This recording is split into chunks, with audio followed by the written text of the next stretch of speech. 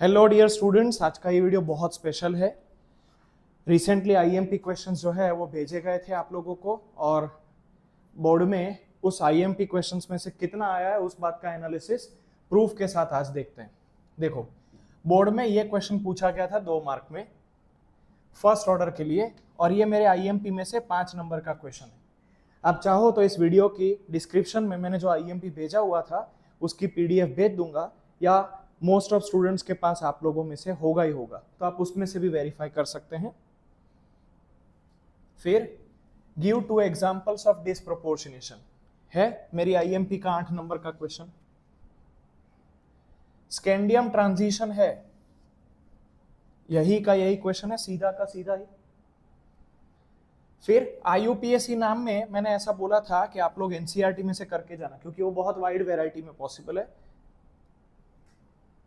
Optical isomer जैसे इसके बनाने के हैं वैसे इसके बनाने के थे, इसके जैसा क्वेश्चन आया था सेम नहीं आया था, क्योंकि इसमें वेरिएशन पॉसिबल है।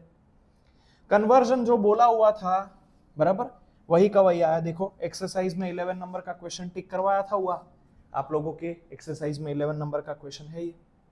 फिर ये जो क्वेश्चन है ये एनसीईआरटी के टिक मार्क में करवाया हुआ था, एनसीईआरटी टिक मार्क में, क्योंकि ये 2 अलग अलग जगह पे उठाया हुआ क्वेश्चन है। देखो, एक ये रिएक्शन से उठाया हुआ है, एक ये रिएक्शन से उठाया हुआ है, तो इसको मैंने एनसीईआरटी टिक मार्क एमसीक्यू के लिए कराया था, लेकिन 2 एमसीक्यू मर्ज करके 2 मार्क का क्वेश्चन पूछ लिया। ग्लूकोज के रिएक्शन, ये तो ऐसा बोला था कि पेज फाड़ के लेके जाना, आएगा ही आएगा। देखो आ गया, ये बोर्ड का क्वेश्चन, ये मेरे आईएमपी का क्वेश्चन, ये मेरे खुद के हाथ से ही लिखे हुए हैं, सो कोई प्रूफ की शायद ही जरूरत होगी। कभी कभी ऐसा होता है कि प्रूफ देना ही पड़ता है, वरना क्या है, मानते नहीं है कुछ लोग, बराबर। लास्ट दिन जो है वो खाली आईएमपी देखी हो, ऊपर ऊपर से पढ़ करके चले गए हो, और फिर ऐसा बोलते हैं कि नहीं आईएमपी में से नहीं आया था। सत्य की परीक्षा देनी पड़ती है, बराबर। हनुमान जी को भी छाती चीर करके दिखाना पड़ा था कि हाँ मेरी छाती में देखो राम बसते हैं। माता सीता को भी अग्नि परीक्षा देनी पड़ी थी। इसी तरीके से मैं भी प्रूफ दे रहा हूं, बराबर। इसके बाद शायद पूरा पिक्चर क्लियर हो जाएगा। ये आप लोगों के बोर्ड का क्वेश्चन। फिर मैंने यहाँ पे बोला हुआ था कि विटामिन का जो टेबल है वो पूरा फाड़ के लेके जाना टेक्स्ट बुक में से, ये आएगा ही आएगा, और देखो आ गया। ये एमसीक्यू के लिए बोला था, 2 या 3 चीजें मिक्स करके आप लोगों को 2 मार्क में पूछ लिया। हाँ, इसकी ट्रिक भी कराई हुई है। इसकी ट्रिक का वीडियो अभी भी यूट्यूब पे इसी चैनल पे ही अपलोडेड है, आप देख सकते हैं। तो 9 क्वेश्चन आए थे 2 मार्क के। इसका मतलब मेरी आईएमपी पे जो 100% डिपेंडेंट था, कुछ नहीं किया था दूसरा, खाली एक चैप्टर के 10-15 क्वेश्चन करके गया था, उसके पूरे के पूरे सेक्शन बी के 18 मार्क्स आ गए। सेक्शन सी 3 मार्क के क्वेश्चन, देखो 14 नंबर का, इसमें मैंने एक ही इंटेक्स दिया था, एक ही, कि खाली आप एक ही इंटेक्स करना, इसके बाकी कुछ करने की जरूरत नहीं। देखो वही क्वेश्चन सीधा आया। अच्छा, KMnO4 का क्वेश्चन पहले से ही, KMnO4 और K2Cr2O7 जब से चालू किया हुआ है चलाना, तब से करा रहा हूं, रिवीजन में भी 50 बार बोला हूं कि ये क्वेश्चन आएगा ही। रीमा टिमान मेरे आईएमपी में भी था, देख लो। अच्छा, ये रिएक्शन थोड़ी यूनिक है, क्योंकि इसमें टॉलेंस रिएजेंट नेम रिएक्शन पूछ ली है, जिंक एमाल का मतलब आप लोगों का क्लेमेंसन रिएक्शन पूछ लिया है, और ये एडिशन रिएक्शन का क्वेश्चन, मतलब 3 अलग अलग टॉपिक मिक्स करके पूछे गए हैं। बट ये तीनों जो हैं वो या तो आपके आईएमपी में है, या तो आप लोगों के जो एनसीईआरटी टिक मार्क कराया हुआ है उसमें है।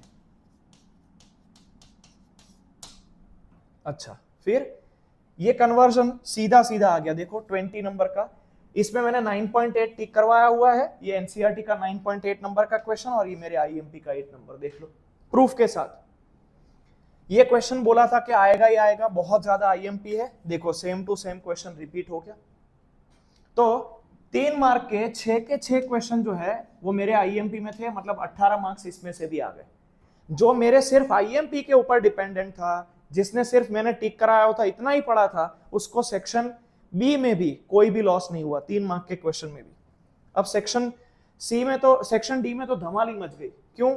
देखो 22 नंबर का न्यूमेरिकल बोर्ड में पूछा गया, ये आपके टेक्स्ट बुक में 32 नंबर में दिया हुआ है, और देखो मैंने एक्सरसाइज में 32 नंबर लिखे हुए हैं। आपको ऐसा होगा इतने सारे एग्जाम एक्सरसाइज के क्वेश्चन सर ने टिक करा हुआ है, इसमें है ही बहुत सारे क्वेश्चन। खाली एक्सरसाइज में इसमें 41 या ऊपर 41 या उसके आसपास के क्वेश्चन है, बराबर। उसमें से सिर्फ मैंने इतने ही टिक कराए हुए हैं, देखो।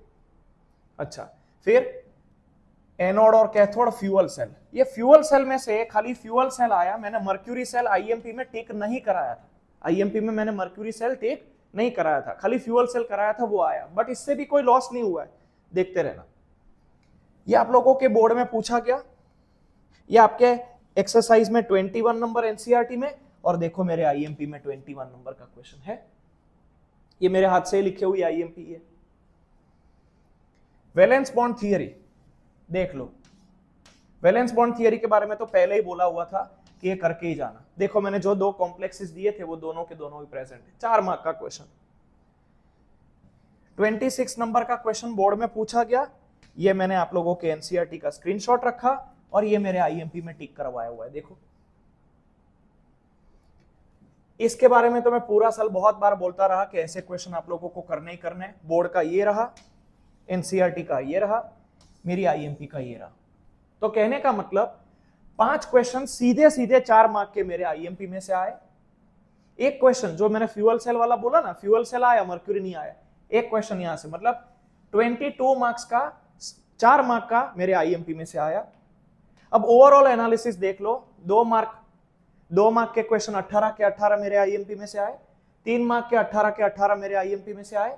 4 मार्क के तो जरूरत से ज्यादा ही आ गए, 16 मार्क का ही आना चाहिए था, 22 मार्क्स का आ गया। तो कुल मिला के आपको लिखने का था 50, लेकिन मेरे आईएमपी पे ऊपर ही आप लोग अगर डिपेंडेंट होकर के बोर्ड में एग्जाम देने गए थे तो आप सेक्शन बी में 58 मार्क्स का लिख के आते। अच्छा, अब सवाल एमसीक्यू का। तो एमसीक्यू में मैं इंस्टाग्राम के ऊपर भी ये स्टोरी रखने वाला हूं और वीडियो रखने वाला हूं। 10 क्वेश्चन तो सीधे के सीधे ही थे। मैंने जो शीट दी थी ना उसमें से सीधे के सीधे, ये प्रूफ इंस्टाग्राम पे वीडियो पे अवेलेबल है, यूट्यूब पे भी डाल रहा हूं। और बाकी के जो क्वेश्चन है, मतलब कुल मिला के 42 से ऊपर के क्वेश्चन मेरे आईएमपी एमसीक्यू में से ही थे। बाकी जो है वो मैंने जो एनसीईआरटी में टिक मार्क करवाया हुआ था उसमें से आया था। अब आप बोलोगे कि सर टिक मार्क तो पूरा ही चैप्टर करा दिया होगा। एक पेज में 30 लाइन है ना, तो उसमें से हार्डली 5-7 लाइन टिक करवाई थी, बराबर। मतलब आप जो है वो चेक कर सकते हैं कि लोड जो है वो 1/5 हो गया था या 1/6 हो गया था। खाली उतना पोर्शन करके जाने का था। आपका एमसीक्यू भी प्रॉपरली संभल गया और सेक्शन बी भी प्रॉपरली संभल गया। कुल मिला के सिर्फ बाकी सब चीजों को छोड़ के, जो मेरे आईएमपी को भी खाली लर्न करके गया था ना, बाकी सब चिंता छोड़ करके वो आराम से 92 या 93 के क्वेश्चन तो सीधे सीधे ही देख रहा था, सीधे सीधे ही। अच्छा, बाकी के जो 5-7 मार्क्स के थे ना, वो भी मैंने क्लास में कराए हुए ही थे, उसके आसपास के ही थे। अगर उसमें ध्यान दिया होता तो वो भी आप लोगों को आ जाते। तो कुल मिलाकर के प्रूफ के साथ आज बता दिया कि अगर आपको प्रिपरेशन करनी है तो किसी एक्सपीरियंस टीचर के साथ ही करनी चाहिए। Thank you very much.